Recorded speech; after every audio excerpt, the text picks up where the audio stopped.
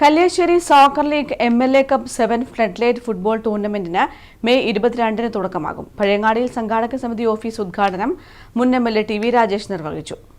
ലഹരിവിരുദ്ധ സന്ദേശത്തിന്റെ ഭാഗമായി കളിക്കളങ്ങൾ സജീവമാക്കുക എന്ന ലക്ഷ്യത്തോടെയാണ് മെയ് 22 മുതൽ 25 വരെ പഴയങ്ങാടിയിൽ Kalyassery soccer league MLA cup floodlight sevens football tournament സംഘടിപ്പിക്കുന്നത്. നിരവധി വർഷങ്ങൾക്ക് ശേഷമാണ് പഴയങ്ങാടിയിൽ സെവൻസ് ഫുട്ബോൾ ടൂർണമെന്റ് നടക്കുന്നത്. സംഘാടക സമിതി ഓഫീസ് ഉദ്ഘാടനം മുൻ MLA TV രാജേഷ് നിർവഹിച്ചു. പഴയങ്ങാടിയിലെ ഫുട്ബോൾ പ്രേമികളെല്ലാം ഏറെ ആവേശത്തിലാണെന്ന് TV രാജേഷ് പറഞ്ഞു. പഴയങ്ങാടി ഒരു നീണ്ട കാലത്തിന് ശേഷമാണ് ഒരു ഫുട്ബോൾ ടൂർണമെന്റ് നടക്കാൻ വേണ്ടി പോകുന്നു. നമ്മുടെയൊക്കെ ചെറുപ്പകാലത്ത് നമ്മുടെ മാടായി റെയിൽവേ ഗ്രൗണ്ടിൽ സ്ഥിരമായി ഫുട്ബോൾ കളി ഉണ്ടായിരുന്നു. മാത്രമല്ല അവിടെ പ്രാദേശിക ടൂർണമെന്റുകളും സംഘടിപ്പിച്ചിരുന്നു. എന്നാൽ 15 വർഷമായിട്ട് ടൂർണമെന്റുകളൊന്നും സംഘടിപ്പിക്കാൻ ആർക്കും കഴിഞ്ഞില്ല.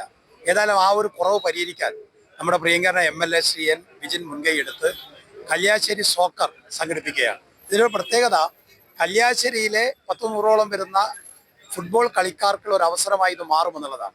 പ്രത്യേകിച്ചും ഇന്ന് പ്രത്യേകിച്ചും രാസലഹരിയുടെ വലിയ ആപത്ത് നമ്മുടെ സമൂഹത്തിൽ ഉയർന്നു വരുന്ന ഒരു ഘട്ടത്തിൽ ലഹരിയാകാം കളിയിടങ്ങളോട് എന്നൊരു മുദ്രാവാക്യം ഉയർത്തുകയും അത് പ്രാവർത്തികമാക്കുകയും ചെയ്യുന്ന ഒരു സന്ദർഭമാണിത്.